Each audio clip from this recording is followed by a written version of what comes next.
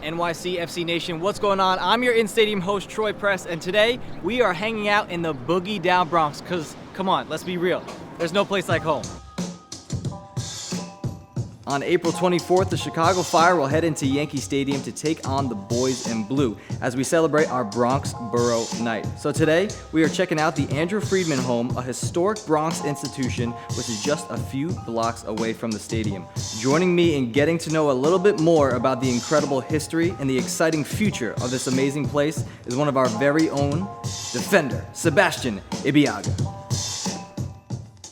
Andrew Freedman Home was built in 1924, completed in 1928. It was built by Mr. Andrew Freedman. And what he said he wanted to do was he wanted to build a home, an institution for the wealthy who lost their money and for people who made social contributions. So the reason it is so opulent is he saw this as a glorified social club in which artists of the day as well as wealthy people could function together, interact together, live together. And then it was purchased by a woman who worked across the street named Puryear. She was my mother, is my mother, and purchased this building to be used in service for the Bronx. Started with a daycare of 220 kids downstairs.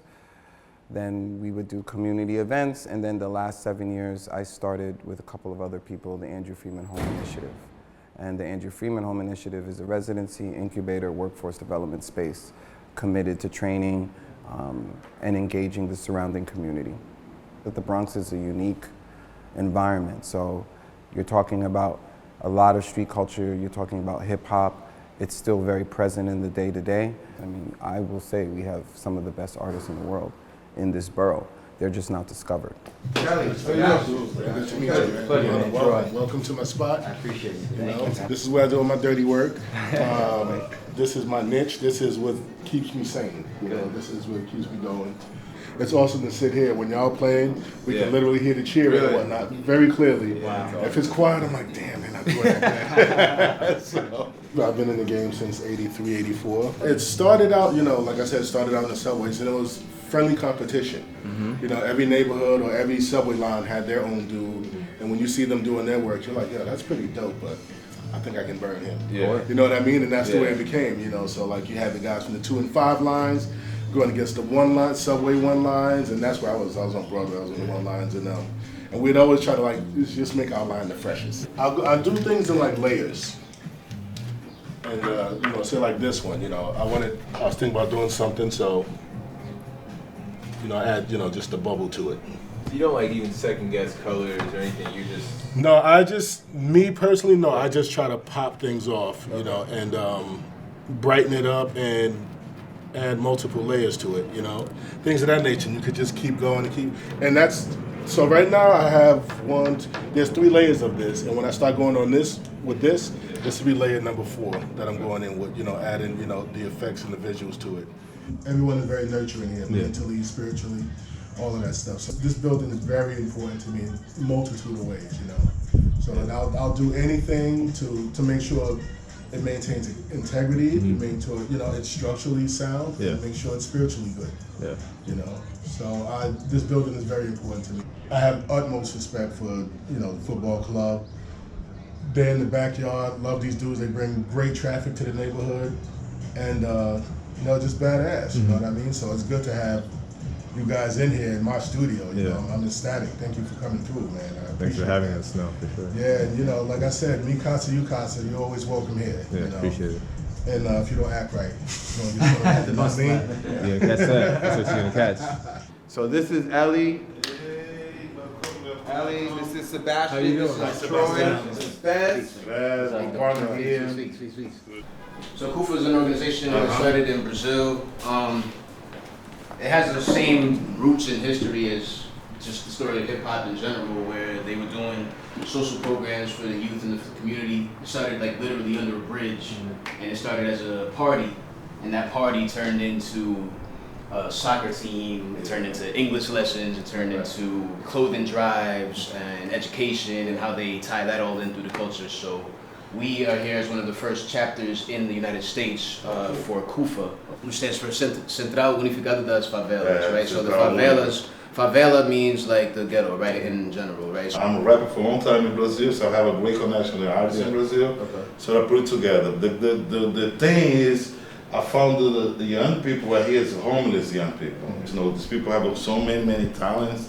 I said, let's go do one thing. So that's my project, like won't be on Mark, our project, you know. So you see young people come to the studio, you have idea, me, you know, put in my experience as a black man, you know, see the way the hip hop starts. So I like talking, not only coming here record. So I say, well, what are you doing here? Why do you like this? You know, what do you think your music can change? You know, what are you looking for in your music? So I always try to put a little bit more, people think about community, not about the one like success career, but thinking about I want to do something for making my community proud, you know, or give it back to my community, something like that. So yeah. Just give you an example of how we try to blend what's going on over here, what's going on over there, right? So in Brazil, there's baile funk. It's like the new rhythm that's coming out in Brazil, right? And it's a lot like reggaeton, right? Again, if you think about samba, reggaeton, calypso, rhythms that bring us all together, do cha cha, do cha, and reggaetoners do got do, right? So it all comes from the same place, right? Yeah. So I'm working with a rhythm that's like a baile funk rhythm, right? Trying to think about how to bring something from over there to something that's over here. And I was working with John Coltrane with A Love Supreme, trying to see how that blends over that. So I'm going.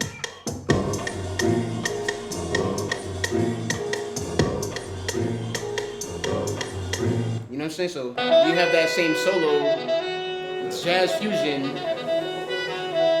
and then you can bring in.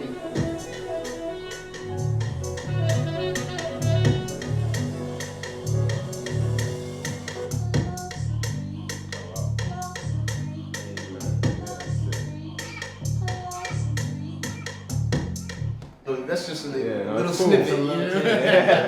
So I did a beat.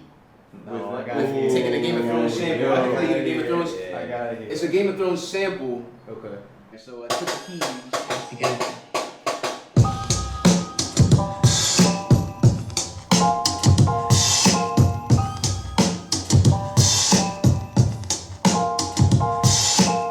So that'll be for Sunday, you know? Now you wanna hear something? I said, yo, MC Manifest, walk through the dark, think of days when we used to spark. Run through the park, thinking poems like a sage on a page. Free the mind quick or it stays in the cage. Don't really drink but might blaze on the cage. Insomniac rap that phrase that had me black out for days on the page. Wow. I wish I could just do that whenever I felt like it. Look at this, like, all right, Should we try it? No. You can try it. You want to try it? Sure? Check it. NYCFC, yeah, we in the city. You know we right here in the Bronx down Boogie. My name is Troy and I'm with my boy Seb. Rocking it left and then I hit it to the right. All night, day and night, flowing on non-stop. Yeah, sometimes I hit you with a little pop J in your face. I don't know what I'm saying, but it sounds so good that I'm gonna keep on spraying like my boy Luz. He was just spraying. I don't know that, but yeah, we saying you guys the best. Thanks for having us. NYCFC, we the best. How you up, bro? You up? Not following that up. For me, I guess it's kind of like my sanctuary is like the soccer pitch, you know, playing stuff like that. So how does a place like this where you can practice your craft, like how much does that mean to you guys? So maybe being here is a blessing. Yeah. You know, I'm from Brazil, you know, I love hip hop, you know, I grew up listening, you know, hip hop in the Bronx, and everything started in the Bronx. Yeah. So being part of this community specific, have a different kind of people, you know, especially African people, this neighborhood, you know, it's a blessing to me, you know, in working, you know, these people, bringing something that I, you know, I trust, you know, it can support people growing. So to me, it's like, you know, it means a lot. You know, Andrew Freedman, you know, it's a big heart, you know, to connect the people right here. Now I'm searching for signs, some kind of remnants of my past person. The upgrade reminiscent about the last version. Hard to complete the puzzle when there's missing pieces. No, I mean, I had a really great experience. I think all the creativity that's in this building is just insane. And meeting with Eli, meeting with Luz and all those guys just kind of shows how that creativity is nurtured in a space like this. I mean, I think it's just really cool, especially being in the Bronx. And we talked about like gentrification and all that kind of stuff, how this is still real in a way. And I just think that's really cool. I mean, I think that's kind of the biggest thing. You always want a connection between where you're playing and yourself. And I think this was great because obviously I'm really big into music and art like that, and being able to kind of relate to these guys in that sense, I mean, it's great. So I remember them good times in a tough one. What an incredible experience. So much talent and history right here in our own backyard, just a few blocks away from the stadium. So fans, if you liked my freestyle or didn't like my freestyle, it doesn't matter. Still come check us out April 24th at Yankee Stadium as we take on the Chicago Fire. You can get your tickets at nycfc.com/tickets. And the first 10,000 fans are going home with a Bronx pin to celebrate Bronx Borough Night. And it's a season-long pin series. I'll see you guys at the game.